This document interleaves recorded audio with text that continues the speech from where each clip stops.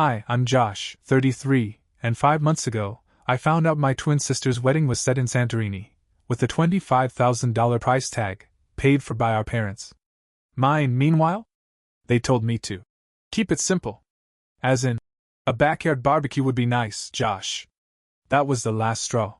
So I vanished. No text. No RSVP. No brother of the bride speech. Just gone. Let me rewind. My name's Josh. I'm the practical twin. The low-maintenance one. The one who gets birthday cards with $20 and a note about being wise with money. While my sister, Jenna, gets designer handbags, business class upgrades, and apparently now, a Mediterranean cliffside wedding complete with a champagne waterfall. We were born 4 minutes apart. That's supposed to mean something, right? Like symmetry. Shared lives. Mutual love. Except our whole lives, the love wasn't so mutual. Jenna got ballet lessons, a private tutor when she bombed pre-calc, and a paid internship through one of Dad's golf buddies. I got a lawnmower at 13 and a lesson in responsibility. When I asked for help covering grad school apps, I was told I shouldn't take on too much debt. Jenna? Full ride to her overpriced wedding planner certification program, the one she dropped out of when it got too hard. Still, I stayed close. I worked in tech support, rented modest places, showed up for birthdays with gifts I actually put thought into. I called home every Sunday. I helped when Mom got shingles and drove Dad to his colonoscopy.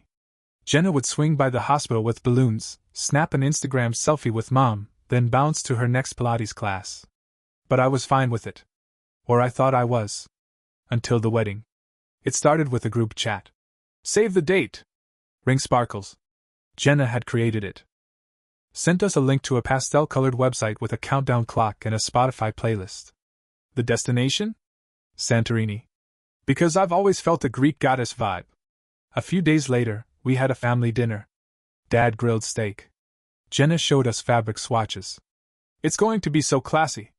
Picture whitewashed walls, cobalt domes, all my bridesmaids in muted lavender. And of course, you'll walk me down the aisle, Dad. He beamed. I asked casually, so what's the budget like for this? Mom smiled. Oh, we're gifting it to her. Our treat. I blinked. Wait, you're paying for the whole wedding? Mom nodded like it was the most natural thing in the world. Of course. It's her big day. Every girl deserves to feel like royalty once. I turned to Dad. You told me you couldn't help when I was looking at apartments last year. He waved it off. Different situation, Josh. That was about your lifestyle. This is a once-in-a-lifetime event. Then Mom added, and if you ever do decide to settle down, we'd be happy to pitch in for a simple celebration. Like a backyard barbecue. Dad said, chuckling. They laughed. I didn't. The next day, Jenna texted me a photo of the wedding itinerary. Can you do the welcome toast on Thursday night? Just keep it short but funny. I stared at my screen. Welcome toast? Backyard barbecue? It wasn't just the money. It was the message. That she was worth a plane ticket and a rented villa and a 5-course dinner for 80. And I was worth a folding table under fairy lights and a cooler of Coors Light. So I vanished. I didn't RSVP. I didn't answer the group chat. I took the week off work, without telling anyone, and drove north to a cabin in Oregon that had no Wi-Fi and spotty cell service. The night Jenna got married overlooking the Aegean Sea, I was drinking whiskey from a chipped mug beside a lake. Watching a pair of loons dive in and out of the water. I didn't feel vindicated. Just quiet. Then my phone buzzed. A message had finally pushed through. It was Mom. You ruined your sister's wedding. I hope you're happy. I stared at the screen, then turned it over face down. Let the loons dive in silence. I thought that would be the end of it. It wasn't. When I got back to the city, I expected cold shoulders. Maybe a guilt trip or two. What I didn't expect was to be cut off. I mean that literally. Bank of Dad? Frozen. Mom's weekly. Just checking in. Calls? Silent. Jenna? Changed her profile pic to one with my cousin in the best man slot. It was like I'd been photoshopped out of the family. The first real blow came the Monday after I got back. I tried logging into our shared Netflix. Yeah, I know, and it booted me out. Too many devices, it said. I texted Mom. No response. Then, 3 days later, I got a letter in the mail. An actual letter. On floral stationery. From my mother. Dear Joshua, I hope this note finds you well.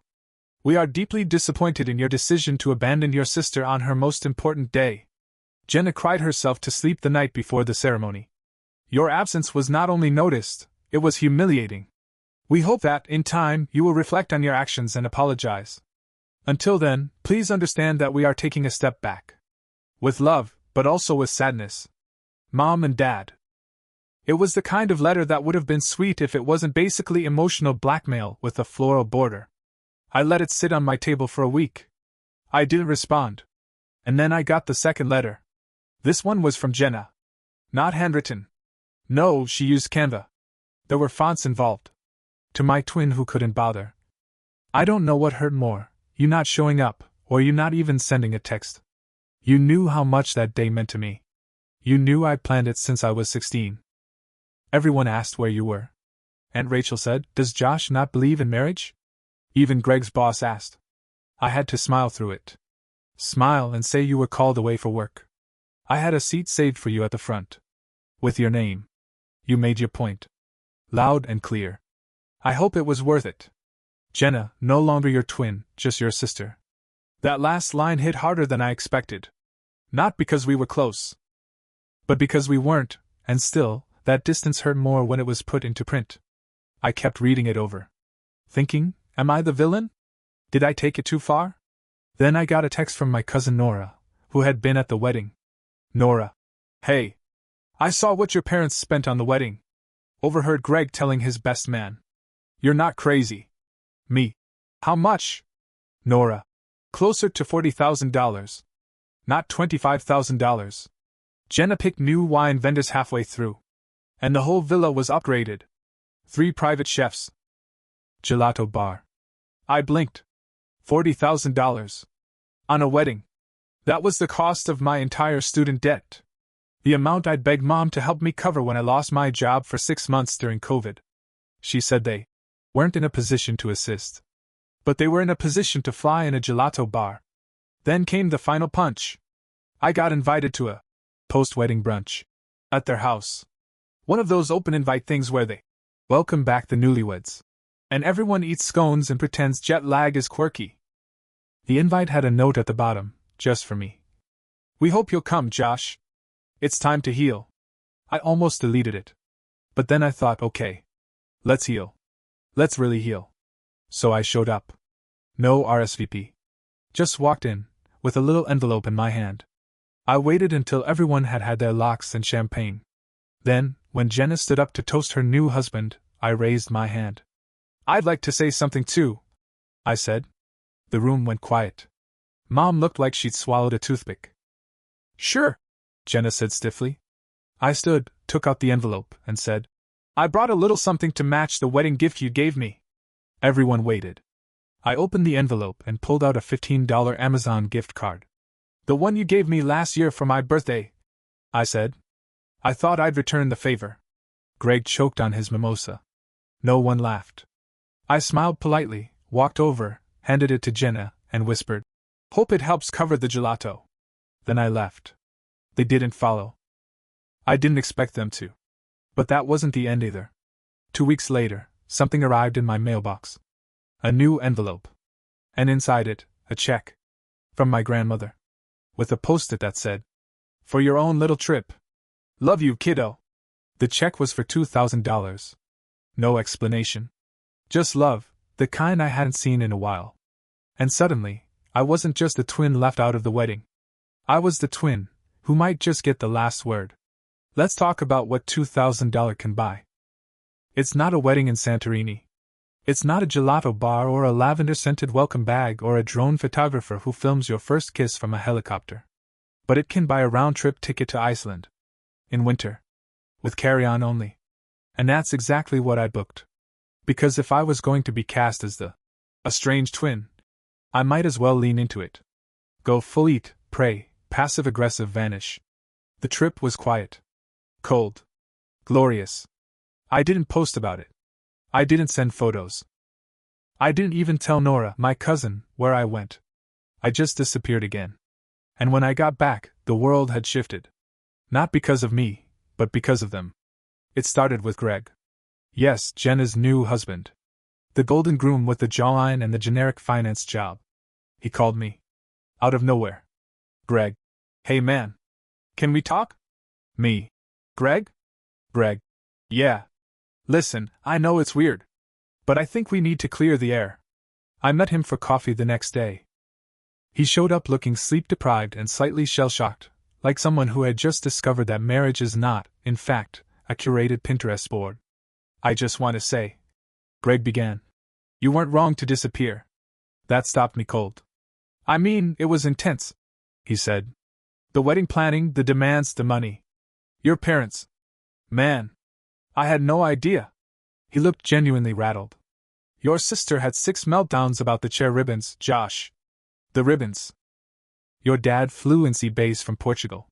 Your mom snapped at a sommelier because the bubbles weren't crisp enough.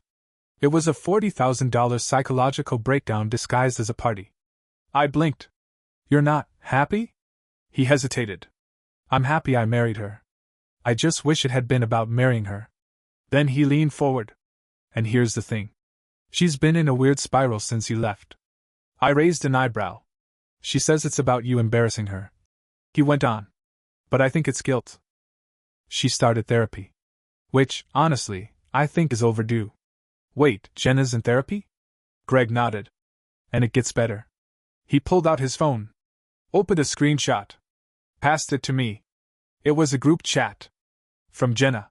Titled Family Reset. Jenna. I want to do a siblings-only weekend. No pressure. Just Josh and me. Maybe a cabin or something. I want to talk. Not argue. Talk. I stared at the screen. She hasn't sent it yet, Greg said. She's scared you'll ignore it. He looked up. Will you? I didn't answer. Not right away. Because honestly, I didn't know. The message came a week later. Not through Greg. Through Jenna. Herself. Jenna, I don't expect you to forgive me. But I can't move forward pretending we're okay when we're not. You were right to feel hurt. I didn't see it. I see it now. Can we try again? I stared at the text for a long time. Then I replied, only if we both show up. Fully. No wedding filters. Just us. She said yes. We met in a cabin 3 hours north. Brought board games we never played. Sat on opposite couches. Each nursing tea we didn't like. The first 12 hours were small talk and awkward silences. But then, by the fire, she finally asked, do you really think I'm spoiled? I didn't answer right away. Instead, I asked, when Mom and Dad said backyard barbecue, did you think that was fair? She looked down. No. Did you say anything? She didn't answer. Then, quietly, I didn't want to rock the boat. I laughed, not cruelly. Just sadly. You were the bride. You were the boat. She bit her lip. I didn't know how to fight for you without risking what they were giving me. I nodded. That's the truth right there. Then she said something I didn't expect. I still have the seat. The one I saved for you at the wedding. I looked at her. She pulled out a photo from her bag. Crumpled, a little water-damaged, but real. My name. Joshua, in silver script on a little folded card. I stared at it during the vows. She said. Thinking, he's never coming back. I didn't say anything. We sat there in silence. Letting the truth fill the room. And that night, for the first time in years, we talked like twins. Not the Instagram version. The real one. About growing up. About the constant comparisons. About the money. About how Mom measured love in gifts, and Dad measured it in expectations, and neither of us ever learned how to just ask for what we needed. We weren't healed. But we were honest. 2 days later, we came home. We didn't post selfies. We didn't tell our parents. But something had shifted. And a week after that, I got a call. From Mom. She sounded hesitant. We heard you and Jenna went away, she said. Uh-huh, I replied. A pause. I want to say, we may have been too harsh. We were hurt. But maybe, we didn't see things clearly. I waited. Then she added, would you come to dinner? Just you. No drama. I said I'd think about it. And I did. But not before I made one last move. Something quiet. But final. I bought a house. Not a fancy one. Not Santorini money. Just a one-bedroom in a quiet corner of town. Room for a garden, a dog maybe. A hammock. No fairy lights. No cooler of Coors Light. Just space. Mine. And when I moved in, I sent one photo to Jenna. Me. On the porch. Holding up a sign that said, "My kind of backyard." She replied with a heart emoji. And for the first time in a long time, I believed it was real. Dinner at my parents' house hadn't changed. Same floral wallpaper in the dining room. Same framed photo of Jenna in her prom dress, solo, no trace of me. Same slightly overcooked chicken and matching wine glasses from 1996. What had changed? Me. I didn't flinch when Mom said, "You've lost weight, haven't you?" Didn't rise to the bait when Dad opened with, "So, you're still in IT?" Didn't offer to clear the table like a guilt teenager. I sat still. Ate slowly. Watched them squirm. "You know we've missed you," Mom said eventually after 3 sips of Merlot. "That's funny," I replied. Didn't feel like it.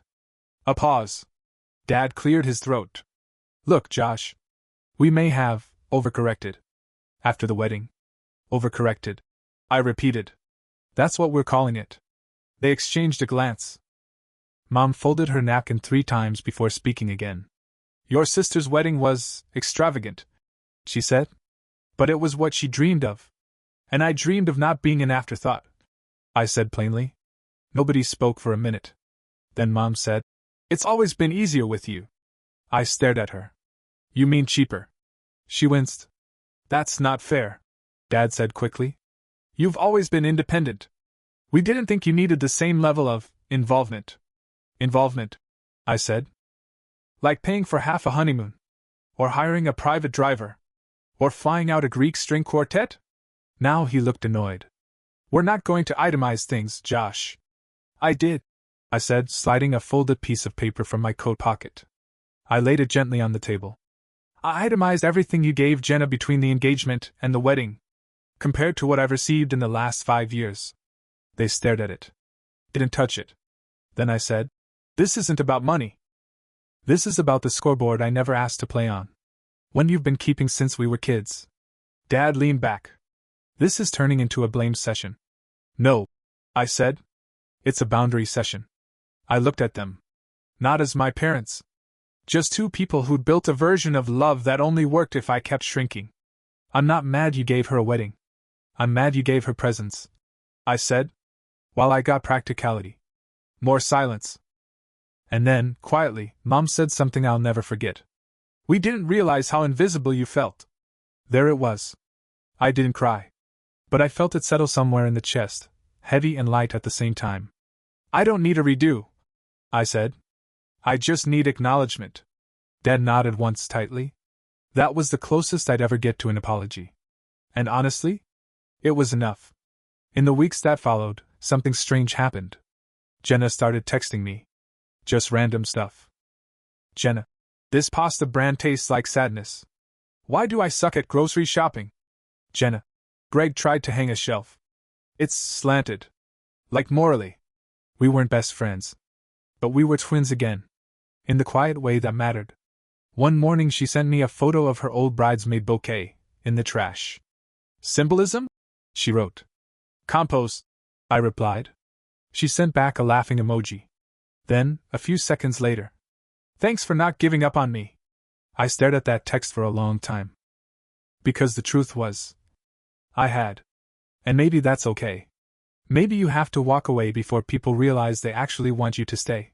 Then came the unexpected second shockwave. Not from Jenna. From Greg. He emailed me. Like actual email. Subject line: "A proposal, but not the kind you think." The body: "Hey Josh, hope this isn't weird. Jenna told me you've been helping her unpack some stuff emotionally. She said it's the first time she feels equal. I know things started rough. But I'd like to make it right too. So here's the thing. I've got a buddy who's hiring at a startup, small team, but solid funding. They're looking for someone with your background. Good pay. Full benefits. Remote flexibility. I sent him your resume from LinkedIn. He wants to talk to you. No pressure. Just think you deserve options. Let me know. Greg, the less golden brother-in-law, but trying. I read it twice. Then again. Not because I was going to jump at the offer, but because something in me shifted. For once, someone in that family saw me as more than the twin who vanished. They saw me as worth showing up for. That night I sat on my new porch, watched the sun go down behind my not-fancy fence, and thought about all the ways I'd been underestimated, overlooked, undercelebrated. Then I thought about all the ways I'd stopped doing that to myself. I hadn't just vanished. I'd reset the narrative. And it was only getting better. 6 months after Jenna's wedding, and my very public absence, we all found ourselves in the same backyard. Not hers. Not our parents'. Mine. It was a Sunday. Late spring. The kind of day that smells like charcoal and lilacs. And yes, there were string lights. And yes, I grilled burgers. But let me be clear. This was not the barbecue they had imagined. This was mine. No folding chairs. No paper plates. Real flatware. Vinyl playing through a Bluetooth speaker. My dog trotting around in a bandana. A chalkboard sign by the patio that said, "Welcome to Josh's Simple Life." It was Jenna's idea. A redo, she'd said. But not of the wedding. Of what came after. She meant the silence. When they all arrived, Mom, Dad, Jenna, Greg, I half expected someone to flinch. Maybe a joke about the black sheep, finally throwing a party. But there was none of that.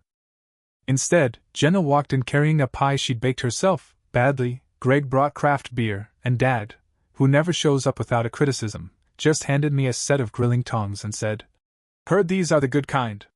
And for the next hour, we were just people. Eating. Laughing. Being. Until Jenna tapped her glass. The backyard went quiet. She stood, cleared her throat, and said, "I want to say something." I braced. But what she said, I'll never forget.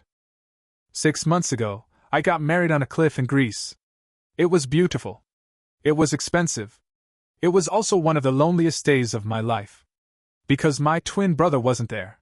And at the time, I thought he ruined everything. But the truth is, I did. I spent so long soaking up love that I didn't realize how little I was returning it. Josh wasn't punishing me when he didn't come. He was teaching me what it meant to be missed. And I did.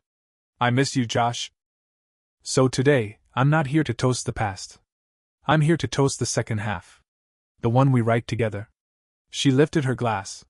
Everyone followed. Even Mom, who had tears in her eyes. And me? I raised mine too. After dessert, when everyone had gone home, Jenna stayed behind to help me clean. She picked up a napkin with barbecue sauce on it and said, "So this is what a simple party looks like." I shrugged. Nothing a backyard can't fix. She looked around. "I like it here," she said. "It's quiet. Safe." Then she looked at me. "I'm glad you vanished," she added. "It brought you back louder." I smiled. And for once, I didn't feel like the supporting character in her story. I felt like the lead in mine. That night I sat on my porch. Lights twinkling overhead. A breeze pushing the sound of the wind chimes around like a private symphony. I didn't need Santorini. I didn't need champagne towers. I didn't need to be the golden child. I just needed this. A life where I didn't shrink to fit the frame. A family who finally heard me when I stopped speaking. And a twin sister who, for the first time ever, stood beside me, not in front of me. My parents never said, "We were wrong." Not directly. But Dad now sends me random grilling videos on YouTube. Mom asks for my opinion when planning family dinners. They come to my house now. That's enough. As for Jenna, we've got a standing plan. Once a month, one of us picks a movie we know the other will hate, and we watch it together anyway. Because that's what siblings do. Especially twins. Even the ones who disappear. You don't always get the apology. Sometimes you get the realignment. You don't always get the spotlight. But if you build the right porch, the people who matter will find their way to it. Not for a toast. Not for a photo. Just to sit. And stay. And this time, they did.